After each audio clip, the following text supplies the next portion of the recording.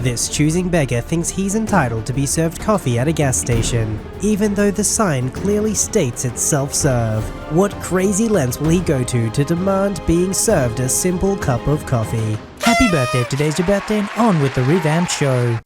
I had this rather amazing run-in with a choosing beggar last week, and boy was it entertaining / infuriating. I'm renting a one-story house with a private swimming pool with my wife. The house is part of a small neighborhood of 6 houses in total, 2 of which are slightly bigger than the others and have a private pool each. Those 2 are a fair bit more expensive for obvious reasons. Last week, someone knocks on the door and I go to open it.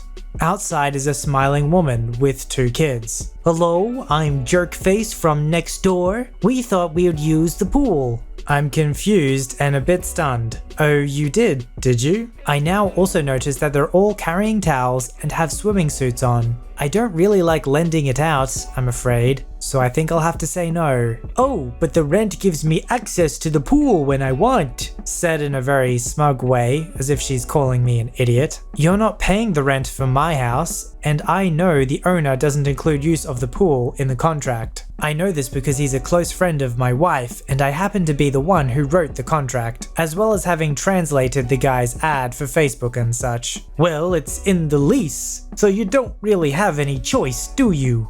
At this point, I just ask my wife to call up the owner, and he confirms that he hasn't said anything about her being allowed to use the pool, and that the contract doesn't mention it. I tell her this, but since she has kids, I tell her that I'll allow her to come over to use the pool perhaps once a month, as long as she gives me 1 week's notice or so. This is not good enough for Jerkface, who demands immediate access to the pool, as well as future use whenever she feels like it. This of course results in me withdrawing my kind offer, and her stomping away, screaming about getting me kicked out. Later, the owner shows up, having heard her screaming through the phone, and warns her sternly that she will be kicked out if she makes any more trouble.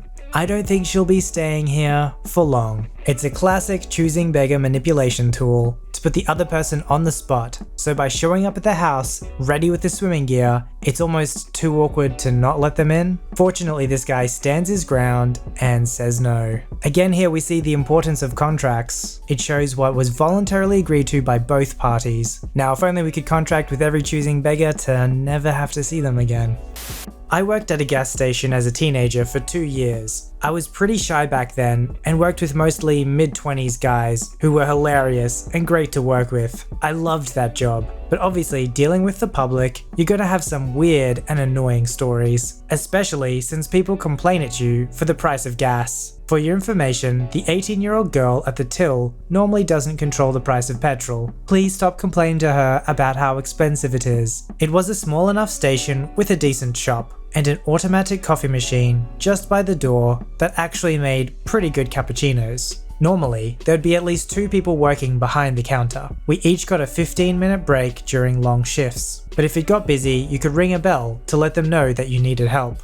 One day I was working with one of the lads. He was hilarious. While I always try to be extra polite to aggravated customers, this guy did not care. He took no crap. He had worked there too long. He was also built like a tank, so his attitude was rarely met with much retaliation. He was taking his break in the back, and this older woman, maybe in her 60s, walked in. "Hello, I would like a coffee." "Oh yes, we have a machine just over there that serves lots of types of coffee. Just press the button for whatever one you like." And then I smile. The old woman, looking at the machine I gestured at, looks back at me and scoffs. "Ugh, if I wanted to make my own coffee, I could do that at home." She just stares at me. "Oh, well, I'm sorry, but that's the coffee maker we have. It's actually quite nice though, but there aren't really any coffee shops nearby." Silence and still staring. "So, are you going to make me a coffee?" I was confused. "Oh, well, I'm not supposed to leave the register. I have to..." "This is ridiculous. I am a paying customer, and you won't serve me? This is a disgrace." Bear in mind, there's nowhere to sit. It's a to-go coffee machine. I was just beyond confused at this point. She storms over to the machine and presses one of the buttons for a coffee. "Since I'm the one doing your job, there's no way I'm paying for this. I'll take my coffee and go, and I'll be telling people about the terrible service here." Now, I didn't know, but Tank Bro had wandered out from the back and had been listening.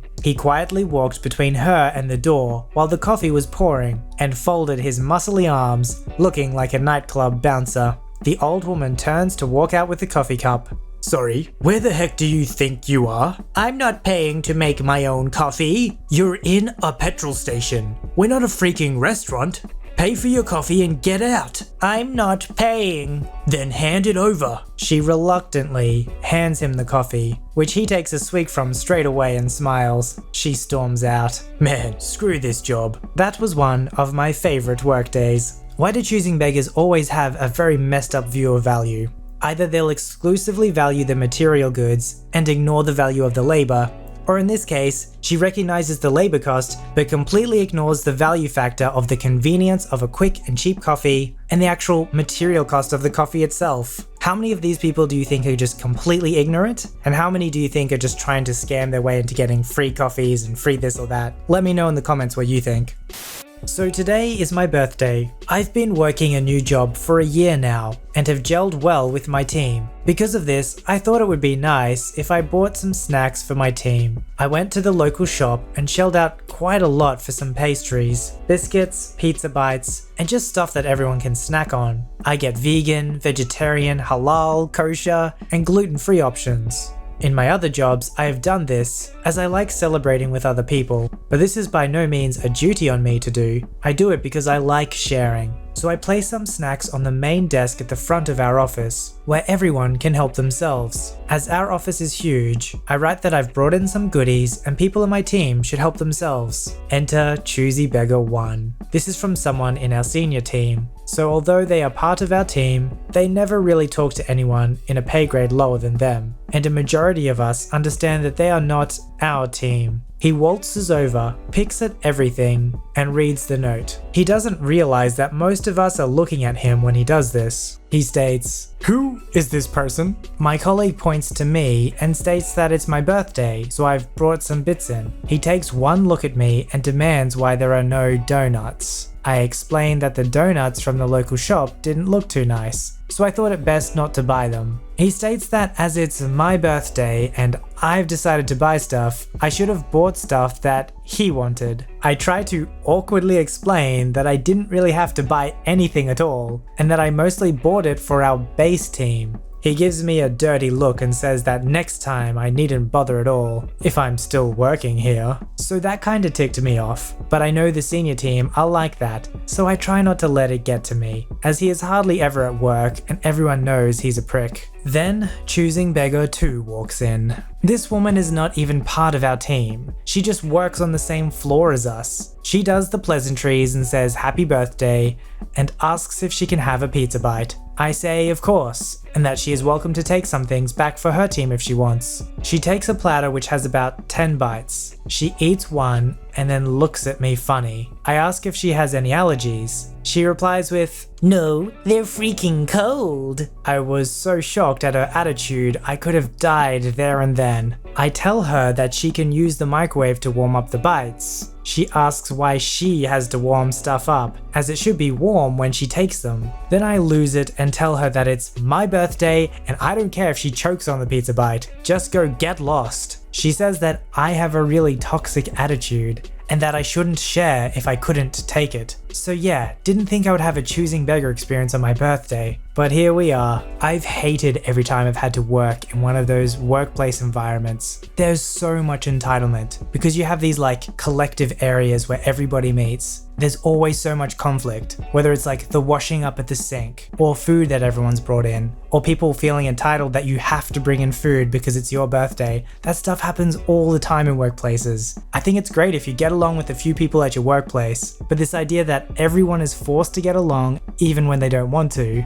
and everyone else is entitled to your time and your stuff, I don't know how it makes you feel, but it makes me feel really uncomfortable. Hi there, I'm new here and I have a story from my mum.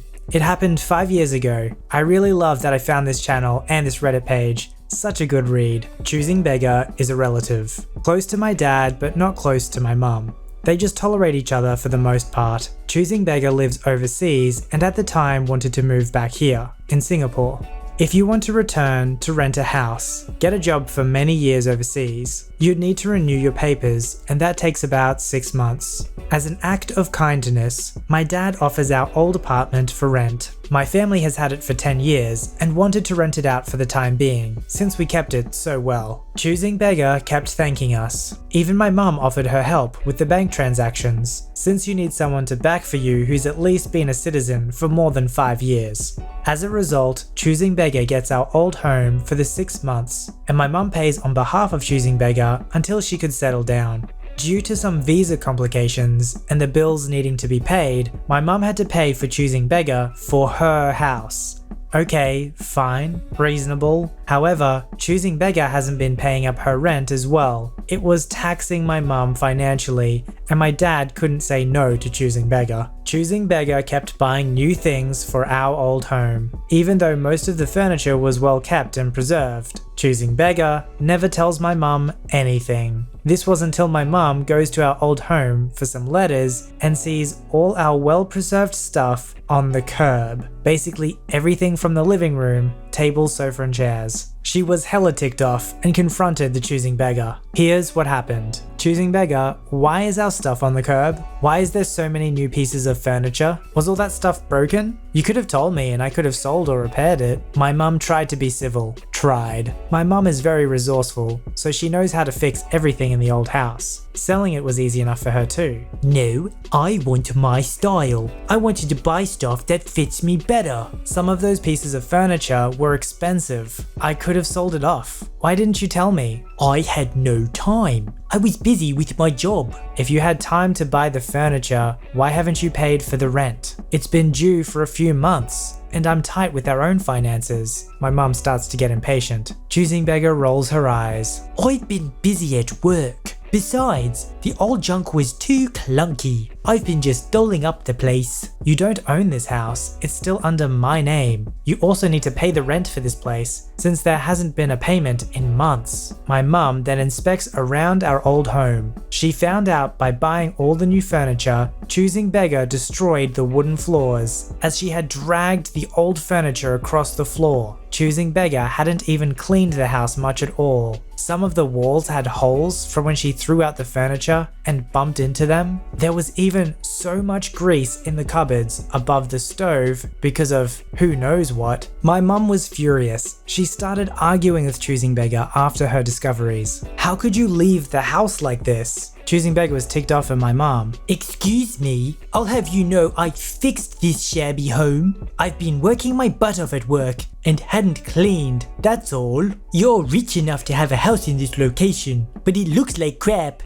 Look at everything now. Isn't it better? The Choosing Beggar was in denial and doesn't even face my mum. The Choosing Beggar then tries to make my mum pay for the new furniture, about $1,000 worth. My mum gets the heck out of there, and she didn't talk to CB for a while. My dad wasn't able to cool things down between them for some time. He couldn't do much. After Choosing Beggar's permanent home and visa was settled, she dropped the keys with my mum. My mum spent her retirement money fixing the old home. We loved that place too much to sell it off. It was left in shambles when the Choosing Beggar vacates. I hate Choosing Beggar for making my mum work so much. She's already balanced a full-time job and still has time to manage Choosing Beggar's nonsense by the side. I helped my mum salvage what we could. Choosing Beggar has only paid about half the money my mum spent for her. My mum had to get an extra job to get the money back and to pay the bills. What a horrible human. You really do have to be careful who you show generosity to. I hope that from hearing these stories you don't feel discouraged from showing generosity, but rather you're more careful with who it is that you do show generosity to, because scarcity is a reality of life. This lady who took no personal responsibility has taken up the space that somebody else could have had. Somebody who might have appreciated it, and instead of being destructive,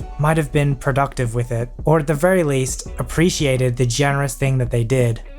So I just got back from seeing my dad, who lives in Pennsylvania. I live in Washington, so it's hard to really see each other. I had gotten a few days off and had saved enough money to fly myself down.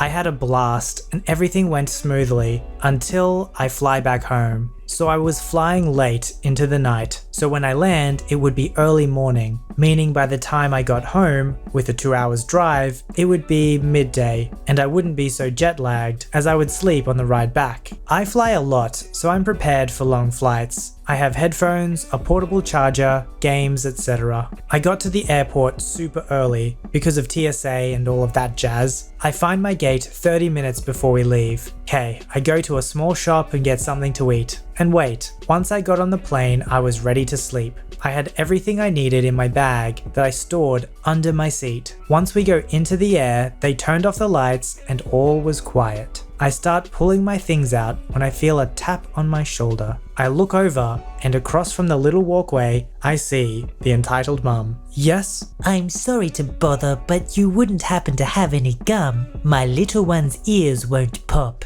I understand it's painful when your ears don't pop, so I look at my bag and hand her a piece. The entitled mum thanks me and I keep getting things out. Are you going to use that neck pillow? Yes, I plan to sleep.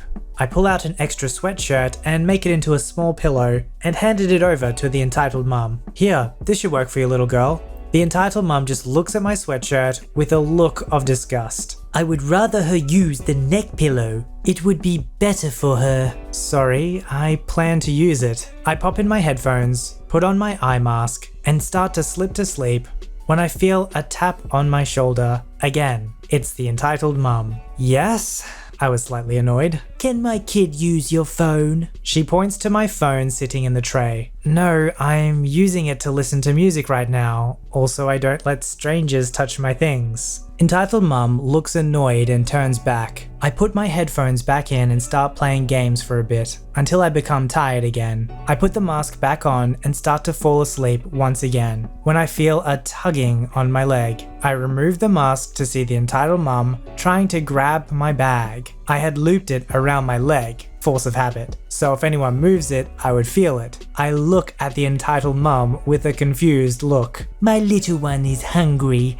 I saw you had snacks. Yes, they are mine. I moved the bag closer to me. I bought them for me. Well, I saw gummy snacks. Those are for kids at least. Let me have those. No, they should bring snacks down soon, so it shouldn't matter if I have snacks. Sure enough, here came the cart. The entitled mum demanded kid-friendly food and began to throw a fit when she was told it would cost her money. This airline had free snacks and food and stuff you could pay for. Not sure if others do this. Entitled mum finally gave in and paid for the snacks and left me alone. We were well into the flight when I needed to use the bathroom. I get up, stretch, and go to the bathroom. When I'm about halfway down, I get a funny feeling and rush back to my seat. The entitled mum had given her entitled kid my neck pillow, my snacks, and my phone. Give that back, it's mine. I'm not being quiet as I've dealt with her crap for too long. But my kid needs this stuff. She doesn't do long flights. Then you should have come prepared. That's not my fault. I reach over and take my phone back. That is my lifeline when I land, and I won't have some kid messing with it. The entitled kid screams, waking everyone up in the cabin. At this point, a flight attendant runs up trying to calm the situation. What's going on? She took my phone from my daughter and won't give it back. The flight attendant looks at me. I tell her that in fact it's my phone and I can prove it. The entitled mum flips and yells, "No you can't, that's my phone." She tried to take it from my hands, but I was quick enough so she didn't get it. I pull up my social media accounts and show her that in fact it is my phone. The flight attendant looked at the entitled mum and asked if there's anything else. I tell her that she also has my bag filled with all my stuff. The flight attendant gets my bag back and I look through it really quick to make sure that nothing of importance was missing. I sit back down and don't sleep the rest of the flight. The entitled mother glares at me the whole rest of the way.